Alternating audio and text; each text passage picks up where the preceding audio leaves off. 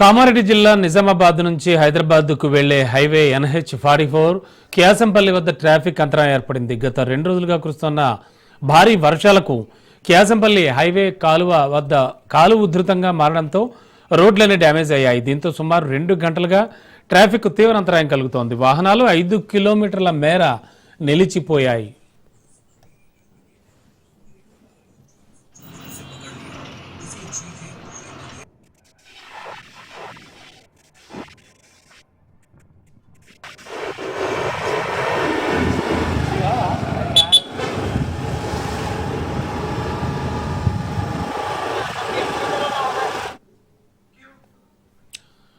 కామారెడ్డి జిల్లా నిజామాబాద్ నుంచి హైదరాబాద్కు వెళ్లే హైవే NH-44 క్యాసంపల్లి వద్ద ట్రాఫిక్ అంతరాయం ఏర్పడింది. గత 2 రోజులుగా కురుస్తున్న భారీ వర్షానికి క్యాసంపల్లిపై కాలువ ఉధృతంగా మారడంతో రోడ్డు డ్యామేజ్ అయింది. దీంతో సుమారు 2 గంటలుగా ట్రాఫిక్ అంతరాయం కలిగింది. వాహనాలు 5 కిలోమీటర్ల పొడవున నిలిచిపోయాయి.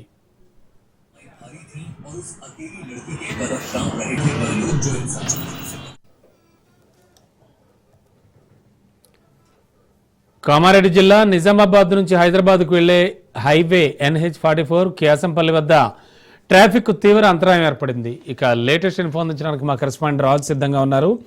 రాజు, కామారెడ్డి హైదరాబాద్ హైవే చాలా ఘోరమైన సిచ్యువేషన్లో ఉందంటున్నారు. అండ్ ఇటీవల కురిసిన భారీ వర్షాలకి చాలా సిచ్యువేషన్ బ్యాడ్ అంటున్నారు. ఏం జరుగుతోంది, ప్రస్తుతం సిచ్యువేషన్ ఏంటి?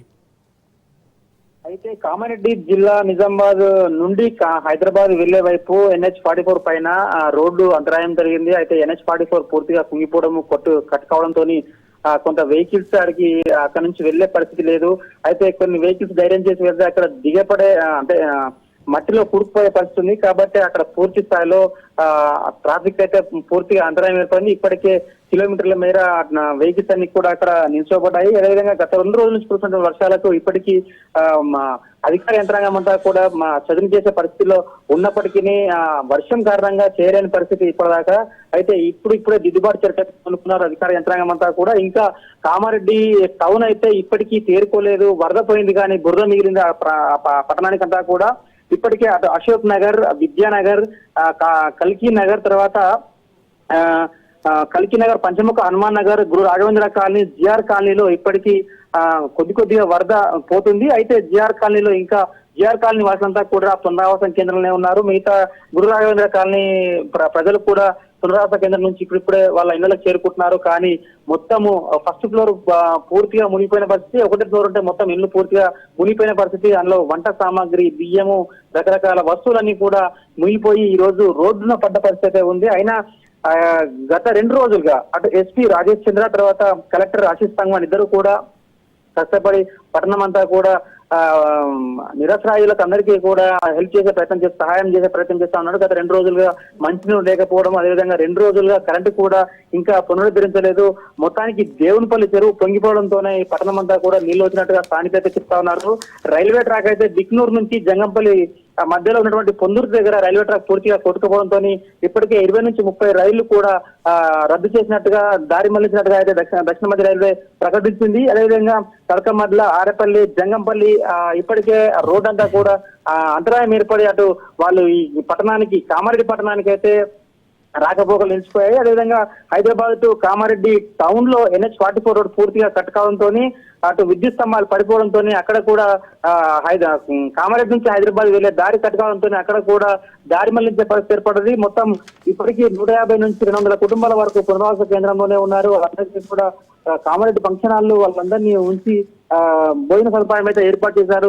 ఇప్పటికైతే టౌన్ అంతా కూడా అధికారులు గత 2 రోజులుగా శ్రమిస్తూ వాళ్లకు అటు మంచినీళ్ళు అందించే సహాయం చేస్తా ఉన్నారు. అదేవిధంగా స్థానికులకైతే కొంత వాళ్ళకి అప్పుడప్పుడు నిత్యావసర సరుకు కూడా ఇచ్చే ప్రయత్నం చేస్తా ఉన్నారు. ఇంకా వరద నుంచి బురద నుంచి తేరుకునేసరికి ఇంకా 2-3 రోజులు పట్టొచ్చని చెప్పి అధికారులు అయితే అంచనా వేస్తా ఉన్నారు.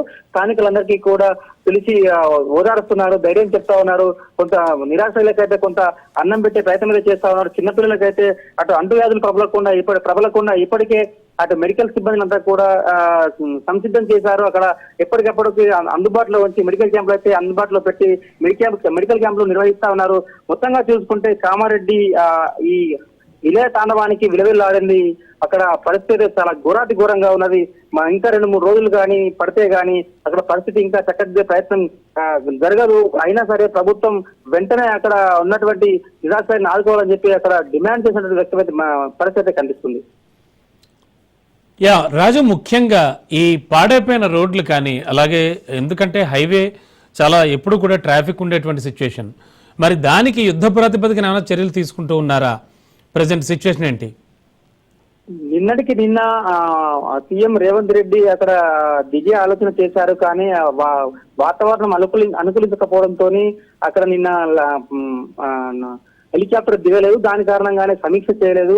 అయితే అధికారులందరికీ కూడా ఒక ఆదేశాలు జారీ చేశారు. వెంటనే ఆర్ఎన్బి అధికారులంతా కూడా మీరు పనులకు పునరుద్ధరించిన విషయంలో పూర్తి స్థాయిలో నివేదిక ఇవ్వాలి, వెంటనే పనులు ప్రారంభించాలి, యుద్ధ ప్రాతిపదికన ప్రజలకు ఎటువంటి ఇబ్బంది కాకుండా డెవలప్మెంట్ కార్యక్రమాలు ప్రారంభించాలని చెప్పిన నేపథ్యంలోని అధికారులు నిన్నటి నుంచి కూడా చాలా సీరియస్ గా చూసినటువంటి పరిస్థితి కనిపిస్తా ఉంది. రోడ్లు ఎక్కడికక్కడ ప్రస్తుతానికైతే కొంత మట్టి పోసి తాత్కాలిక రోడ్లు ఏర్పాటు చేసి ట్రాఫిక్ అయితే పంపించే ప్రయత్నం చేస్తా ఉన్నారు. ఇప్పటికీ నిజామాబాద్ జిల్లాలో ఒక 2-3 చోట్ల నేషనల్ హైవే కట్ కావడంతో కొంత ట్రాఫిక్ చాలా ఇబ్బందికరంగా ఉంది. కొన్ని లారీలు అయితే చుట్టుపక్కల ప్రాంతాల నుంచి సింగిల్ వే నుంచి కూడా పంపిస్తున్నటువంటి పరిస్థితి కనిపిస్తా ఉంది. అటు రైల్వే ట్రాక్ కూడా మరమ్మతులు చేయాల్సి ఉంది. దాని కారణంగా అటు నుంచి వచ్చినటువంటి బురద మొత్తం కూడా రోడ్డు మీద పడడంతో ఆ రోడ్డు అంతా కూడా గచ్చులమయంగా మరి మెత్తగా మరి అటు బండ్లు హెవీ వెహికల్స్ అన్ని కూడా భూమిలోకి మట్టిలోకి కూరుకుపోయే ప్రమాదం ఉంది. కాబట్టి అధికారులంతా కూడా ఈ రోజు ఉదయం నుంచే చక్కదిద్దే ప్రయత్నం చేస్తా ఉన్నారు. ప్రణాళిక సిద్ధం చేసే ప్రయత్నం చేస్తా ఉన్నారు. ఎక్కడెక్కడ రోడ్లు కట్ అయినా వాటన్నిటి నివేదికను తయారు చేసి ప్రభుత్వానికి పంపించే ఆలోచనలో ఉన్నారు. ఈ రోజు నివేదిక పంపే కానీ వచ్చే 2 రోజుల్లో వీటి పూర్తి స్థాయిలో పునరుద్ధరించి ఎటువంటి ఇబ్బంది లేకుండా చూసే ప్రయత్నం అయితే అధికారులు చేస్తా ఉన్నారు. ఆ పనిలో అయితే ప్రభుత్వ యంత్రాంగం అంతా కూడా ఆర్ఎన్బి అధికారులు, రెవెన్యూ అధికారులు, తర్వాత పోలీస్ సిబ్బంది కూడా చాలా సీరియస్ గా దీని పనిలో ఉన్నట్టుగా కనిపిస్తా ఉంది. అయితే ప్రభుత్వం చాలా సీరియస్ గా తీసుకున్నది. ఎట్టి పరిస్థితుల్లో కామారెడ్డి మొత్తం కూడా అతలాకుతలమైన నేపథ్యంలో అటు రైతులకు కానీ తర్వాత ఇటు సామాన్య జనానికి కానీ ఎటువంటి ఇబ్బంది కాకుండా చూడాలి. ఖచ్చితంగా నివేదిక సమర్పించాలి. ఒక ప్రకటన పూర్తి స్థాయిలో పంట నష్టం ఎంత జరిగిందని చెప్పి దానికి సంబంధించిన విషయంలో లెక్కలు తెచ్చాలని చెప్పి అటు ప్రభుత్వ యంత్రాంగం అంతా కూడా ఆ లోకల్ యంత్రాంగానికి ఇచ్చిన నేపథ్యంలో అది ఈ రోజు కానీ రేపు కానీ దానికి పూర్తిగా నివేదిక ఇచ్చే అవకాశం ఉంది. దానికి సంబంధించిన దిద్దుబాటు చర్యలు అయితే ఇప్పటికే ప్రభుత్వ యంత్రాంగం, జిల్లా యంత్రాంగం అంతా తీసుకుంది.